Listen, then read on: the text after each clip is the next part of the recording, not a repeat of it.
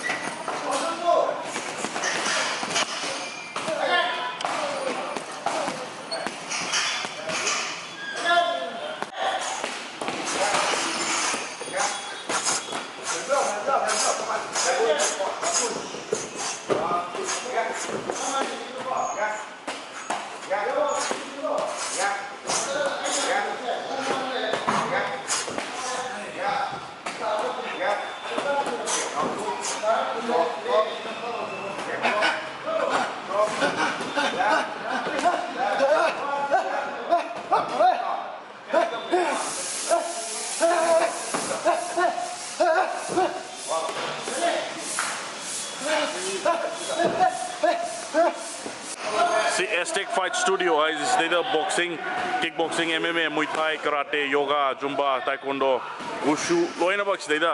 train to buyai ko sida professional loina train to gera natraga isagi pamjabagi oina aduga khogi keno gi oina ko khogi isagi self protection gi oina self defense oina adum sigi mayam sida dum later ko studio is sida dum loina bak train to bi yare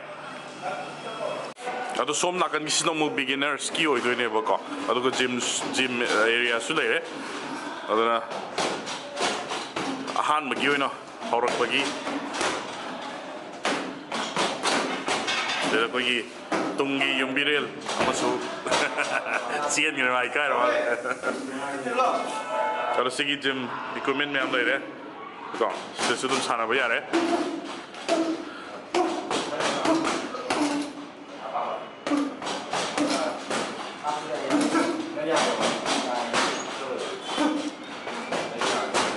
Bazar mapal kang jebung ni sila isi, ado sigi flyover lagi, hogar ako matam na sigi AZTECS Sports na dum ilalay na dum mura ni, sila eh.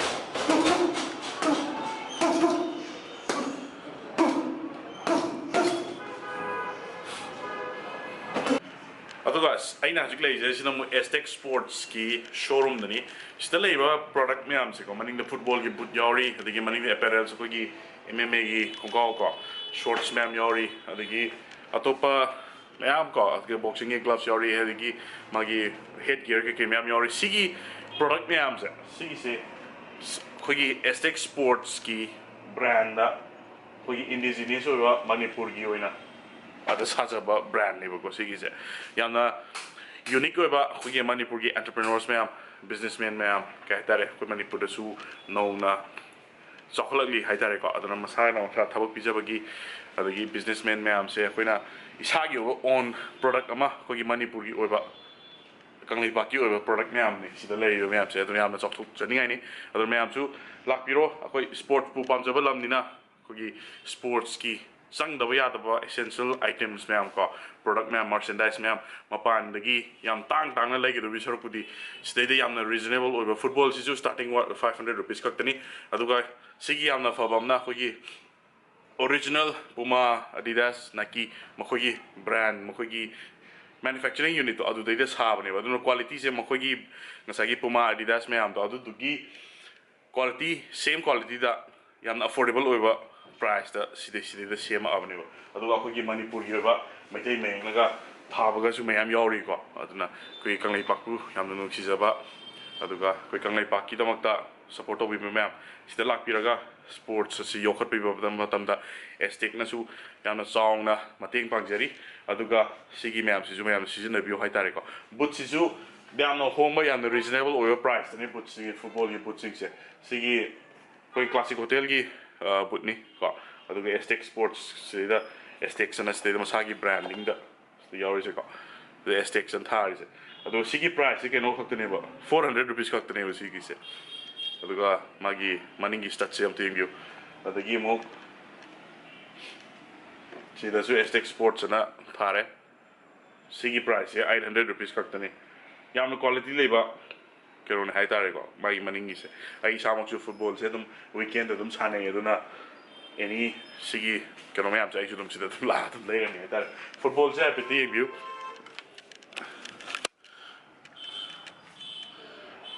sida AZTECS na sida mine years ago aduga AZTECS aduga sida years se AZTECS Sports hai ne sigi se kanogi ko midai mekna smaina thari se aduga quality se apeti him yure cham na magya sajan mudu na ti sigi se ko adagi si makha daga leiba aduga customize dum to yani sagi club maming ko sida loina bak tharga dum is customize dum to yani sida jo classic football academy gana sida ga tori se ko adamaina loina ba dum to yani ada sigisna futsal gini ball ni sida basketball ko AZTECS ki masagi branding na loina bak lere ada hockey stick se lere hockey stick se 300 rupees kaktani apeti view sigi quality meams adi maman je hongi haidana quality da compromise to amata nate ko sigi se aduna atopa mapalam dagi pusal ko me ando loina ba compare to ya dini sigi na running shoes ni ꯌꯦꯡꯕꯤꯌꯨ ꯁꯤ 800 rupees ꯈꯛꯇꯅꯤ ꯑꯗꯨꯒ ꯁꯤꯒꯤꯁꯤꯅ head ꯒꯥꯔꯗꯅꯤꯀꯣ ꯑꯩꯈꯣꯏꯒꯤ contact sports ꯕꯣꯛꯁꯤꯡꯒꯨꯝꯕ ꯑꯩꯈꯣꯏꯒꯤ ꯋꯨꯁꯨꯒꯨꯝꯕ ꯑꯗꯒꯤ MMA ꯒꯤ ꯁꯤꯗ ꯍꯥꯞꯅꯕ ꯑꯩꯈꯣꯏꯒꯤ ꯀꯣꯛꯇ ꯁꯣꯛꯇꯅꯕ ꯈꯣꯠꯇꯅꯕ ꯃꯌꯥꯝꯗꯨꯅꯤ ꯁꯤꯒꯤꯁꯦ 1500 ꯀ꯭ꯋꯥꯂꯤꯇꯤꯁꯦ ꯍꯥꯏꯐꯦꯠꯇ ꯌꯦꯡꯕꯤꯌꯨ ꯃꯄꯥꯟ ꯂꯝꯗꯒꯤ ꯂꯥꯛꯄ ꯃꯌꯥꯝꯗꯨꯗꯒꯤ ꯀꯩꯁꯨ ꯁꯤꯁꯤꯅ ꯇꯥꯕ ꯅꯠꯇꯦ ꯃꯃꯜꯁꯦ ꯍꯣꯡꯖꯩ ꯍꯥꯏꯗꯅꯀꯣ ꯑꯗꯨꯅ ꯁꯤꯒꯤꯁꯤ ꯂꯥꯛꯑꯒ ꯍꯥꯏꯐꯦꯠ ꯌꯦꯡꯕꯤꯌꯨ ꯁ꯭ꯄꯣꯔꯠꯁꯄꯨ ꯄꯥꯝꯕꯤꯕ ꯃꯌꯥꯝ ꯏꯆꯤꯟ ꯏꯅꯥꯎꯁꯤꯡ ꯕꯣꯛꯁꯤꯡꯒꯤ ꯒ꯭ꯂꯣꯚꯁ ꯃꯌꯥꯝ ꯂꯩꯔꯦ ꯁꯤꯁꯨ 1500 ꯁ꯭ꯇꯥꯔꯇꯤꯡꯅꯤ ꯑꯗꯣ ꯁꯤꯒꯤ ꯀ꯭ꯋꯥꯂꯤꯇꯤꯁꯤꯁꯨ ꯁꯤꯗꯩꯗ ꯑꯩꯈꯣꯏꯒꯤ AZTECS Sportsna Manipurgi brand ꯇꯧꯔꯒ ꯁꯥꯖꯕꯅꯦꯕꯀꯣ ꯁꯤ ꯂꯩꯔꯦ ꯑꯗꯒꯤ ꯕꯣꯛꯁꯤꯡꯒꯤ ꯁ꯭ꯅꯤꯀꯔꯁ ꯃꯌꯥꯝ ꯂꯩꯔꯦ ꯁꯤ ꯂꯩ ꯃꯌꯥꯝꯁꯦ ꯁꯤ 300 rupees ꯈꯛꯇꯅꯤ ꯌꯦꯡꯕꯤꯌꯨ ꯑꯗꯒꯤ ꯑꯦꯄꯦꯔꯦꯜꯁ ꯃꯌꯥꯝ ꯂꯩꯔꯤ ꯀꯣ Okay, sisu proprietary product ni AZTECS ki ko. Oh, ado mas de yari ba design ma'am si. Adagi si AZTECS ki logo ko. Logo si de re AZTECS branding. Yamna khena ya tare. Palam de si ne hena yamna pa hele. Adagi si de shorts MMA ki shorts le re. Ni de ko. Atoppa si de su le ri. Adagi si punching bag le re. Some of the gloves ma'am le re. Aduga AZTECS Sports ki yamna maru oiba achievements hairagadi mayam sida lebi sida miyam jam yengbiu yamna familiar oibiramgani Guinness World Records ta kogi Manipur gi iramdam gi oiba Guinness record mayam ama phangre kogi Northeast ta kogi Manipur na khwaidagi Guinness World Record ta masing khwaidagi yamna phangbani hai ko do kogi Manipur gi oina phangma ngakta ni sida lebi miyam se apeta maming se apeta pabiu kai da phangmono haibu ko This later. They get a record on the day no no so Pangiva Yambim Gobin Singh got. There to Natana AZTECS Sports Ski Certified Membership Kickoff certification. The Yam later. This Yam later. The Sigi Snamu PCFL Pro Combat Fight League ki si Shiwala Ram Kundi da Tokyo ka si de so mo winner work pagi yam later ado AZTECS Sports and Studios the Sports Studio Fight Studios dagi putoki ba Guinness World Records masing nipan sureba Northeast ta kogi Manipur na khwaidagi yamna maximum Northeast ta kogi maximum puthok hai tare ko World Records nipan surabane ba kogi AZTECS aduga si se yamna recognition darkar yamna oi ada hai alak ta news ta ma uzagi World Record se ani phangraga kogi lengak na kitang yingjin bidam khotabi yamna laira rom chatkidana habi masagi Hingana we learn from the Mayok na you may have tabak pang that I am the struggle to give me am Zuze. Aduna Layak to say hygienic but the Sumaina sports star support of the AZTECS Sports na inkalagli with Naro me am sing sida platform of PB dana Kahata Manipugi Michet Purana Hona Zeri me am Sakang Layana su me Jangan joining hygienic. You know I get the Masi sports high sida Bokoi Manipur the Diamna India da Manipur high sinabu sports kilam the di khwadi hele haijaningi ko football su akogi Manipur gi team adagi akogi club puthore iba mayam si so adagi akogi ikhalak liba mayam adagi man Indian gi team da su akogi Manipur masa mayam na loina bu dominate tor lei ne duna sigi AZTECS Sports and Studio Fight Studio sida su ikhalak liba na harol mayam hengwai tungi future gi sports person mayam ama career semada AZTECS Sports na song na mateng pangi ne ko aduna Laiba merchandise mayam sing product mayam sing siso ko gi Manipur gi sanaroi sing sina laaga amtang lakpiraga amtang try to view yamna reasonable over price tani leijari se kai no hagadi naha ko gi sanaroi sing sibu support of jaboi na hangtok sabani AZTECS Sports se address yamna laire kangjibung gi hek opposite ta ko gi Gambhir sing gi thangna building to AZTECS Sports na second floor third floor adaga fourth floor da yamna song la laire bani uripol lom ne gi laaga di dum building do dum chau chong na dum urani AZTECS Sports na Ado sisini video ay nga sigidi swali losin jarage makata aba mo kay ano no video mayam hamsarake aduga Manipur ki entrepreneur mayam ko gi startups mayam se support og jaboy na gi si platform sida nga sigi video se thakachabani ado losin jarage thank you so much